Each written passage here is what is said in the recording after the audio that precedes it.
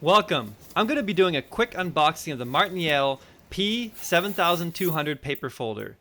I know, this is not an exciting product, but I like to document how products are packaged so that we can see the difference between good packaging and poor packaging, and hopefully learn something. This is an example of a heavy and fragile item that is well packaged.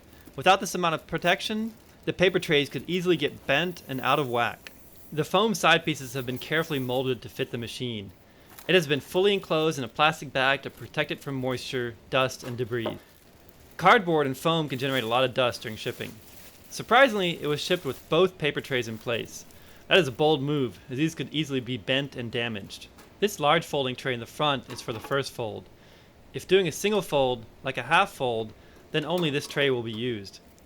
The smaller folding tray in the rear is for the second fold.